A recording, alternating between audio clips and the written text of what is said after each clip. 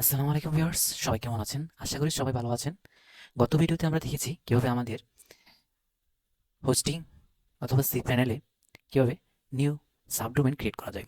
আজকে আমরা দেখব কিভাবে এই হোস্টিং অথবা cPanel এর মধ্যে সহজ বাংলা ভাষায় কিভাবে ডাটাবেস ক্রিয়েট করা যায়। এজন্য আমরা প্রথমে চলে যাব আমাদের যেকোনো একটি ব্রাউজারে। এজন্য আমরা চলে যাচ্ছি ক্রোম ব্রাউজারে। ক্রোম ব্রাউজারে যাওয়ার পর আমরা ফার্স্ট অফ অল আমরা কি করব? আমরা আমাদের যে লোকাল সার্ভার cPanel আছে ওইটার মধ্যে লগইন করে নিব। লগইন লগইনে ইউআরএল ক্লিক করব।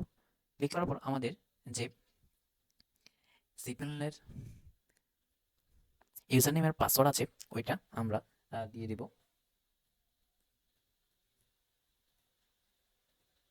ইউজার নেমটি আমি দিয়ে দিয়েছি।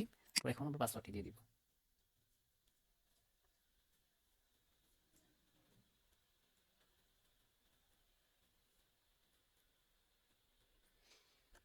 তারপর আমরা ইউজার নেমের পাসওয়ার্ড দেওয়ার পর লগইন বাটনে ক্লিক করব। কিছুক্ষণের মাধ্যমে আমার cPanelটি লগইন হয়ে গেছে। তারপর আমরা কি কি করব দেখেন।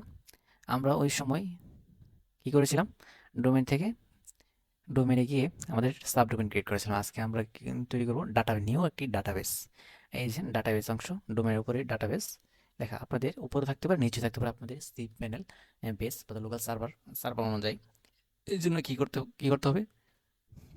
এই জন্য করতে হবে আমাদের প্রথমে আমরা ক্লিক করব ম্যানেজ ডাটাবেস, ম্যানেজ মাই ডাটাবেস। এতে ক্লিক করার পর এই নতুন একটি ইন্টারফেস চালু হবে। এখানে ক্রিয়েট নিউ ডাটাবেস অপশন আছে। এগুলো হচ্ছে আমাদের আগের ডাটাবেস। এর জন্য আমাদের নতুন একটি ওয়েবসাইট যেহেতু আমরা তৈরি করব, এর জন্য আমরা নতুন একটি ডাটাবেস তৈরি করে দেব। আমরা ফার্স্ট অফ অল আমরা ডাটাবেস তৈরি করার সময় আমরা একটা জিনিস মনে রাখবো, আমরা নোট করে নিব। এজন্য আমরা ব্রাউজারটি একটু ছোট ছোট করে নিচ্ছি। আপনাদের দেখার সুবিধার্থে একটু বড় করে দিলাম। পর এখন আমরা এখানে কি দিব? Create database. ডাটাবেস কি? Database name, database name copy করে নিলাম।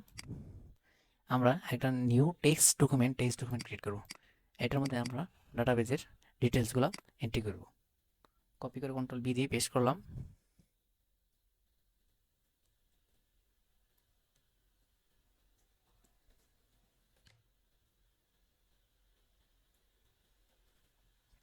পেস্ট করে রাখলাম। তারপর আমরা কি কি দরকার পড়বে আমাদের? ডাটাবেস নেম দিলাম। নেমের জায়গাতে আমরা দিব যে কোনো আপনার নাম, আপনার বিজনেস মধ্যে যে কোনো একটা ডাটাবেস নেম দিতে পারেন। এই জন্য আমি নাম দিলাম, যেহেতু আমি সেরা মার্ট নামে একটি সাবডোমেইন ক্রিয়েছিলাম, এখন আমি ডাটাবেস নেমটি সেরা দিয়ে দিচ্ছি।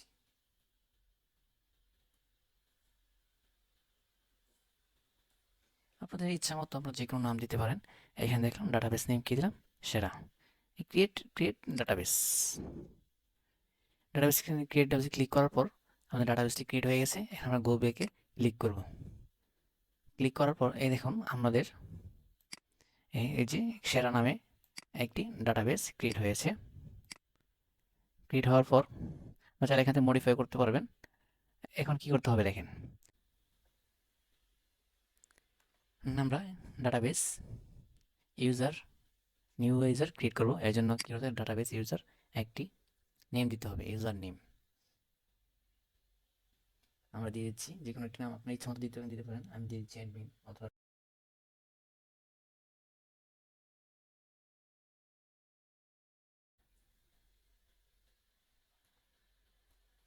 হ্যাঁ, আমি স্ট্রং একটি পাসওয়ার্ড দিয়েছি। এই পাসওয়ার্ডটি আবার রিটাইপ করে দিচ্ছি।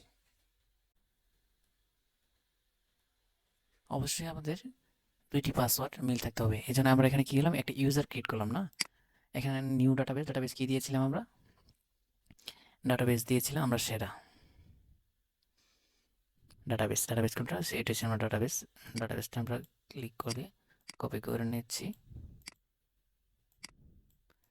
এটা হচ্ছে আমরা new database user and say password. মানে যে ইউজার নেমটি যা আপনারা দিচ্ছেন ওইটা আপনি দিতে পারেন। যেহেতু অ্যাডমিন দিয়েছিলাম, অ্যাডমিন দিয়ে দিলাম, পাসওয়ার্ডটি দিয়ে দিলাম।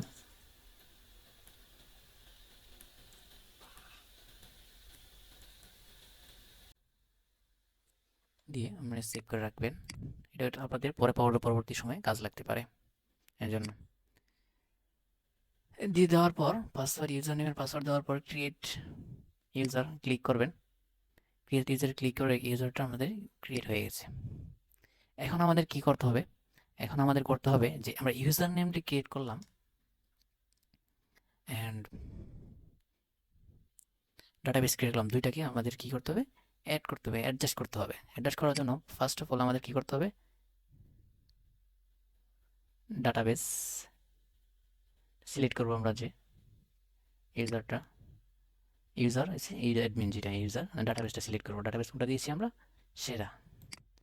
সিলেক্ট করে অ্যাড ডাটাবেসে অ্যাডে ক্লিক করবো। অ্যাড ইউজার ডাটাবেস, ইউজারের সাথে ডাটাবেসটা অ্যাড হবে। ক্লিক করার জন্য অ্যাডে ক্লিক করবো। ক্লিক করার পর নতুন একটি পেজ ওপেন করবে। ওপেন করার পর অল প্রিভিলেজ, এটা আমরা অল ক্লিক করে দিব। আপনার যদি অল বাটনটা অন না থাকে তাহলে আপনারা একটা সিলেক্ট করে সবগুলো ক্লিক করে দেবেন, বুঝছেন? তারপরে আমরা কি করব? মেক চেঞ্জ, মেক চেঞ্জে ক্লিক করব। ক্লিক করার পর আমাদের কাজ অলরেডি সম্পূর্ণ হয়ে গেছে। গো ব্যাকে ক্লিক করব। এই দেখুন আমাদের একটি, এটা হচ্ছে আমাদের ডাটাবেস, আর এখানে ক্রিয়েট হয়েছে ডাটাবেস ইউজার, ওই যে database user, user and password.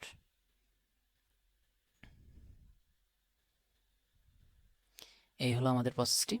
তারপর আমরা নেক্সট ভিডিওতে দেখব কিভাবে আমাদের লোকাল সার্ভার অথবা আমাদের ওয়েব সার্ভারের মধ্যে কীভাবে আমাদের এই ওয়েবসাইটটি ইনস্টলেশন করব। সাথে থাকার জন্য অসংখ্য ধন্যবাদ। নিত্য নতুন ভিডিও পেতে অবশ্যই চ্যানেলটি সাবস্ক্রাইব করে রাখবেন। আপনাদের কোনো কিছু জানার ইচ্ছে থাকলে বা নতুন কীরকম ভিডিও পেতে চান এরকম কিছু থাকলে কমেন্ট সেকশনে অবশ্যই জানাবেন। আমরা চেষ্টা করব আপনাদের চাহিদা মতো ভিডিও তৈরি করে দেওয়ার। ধন্যবাদ।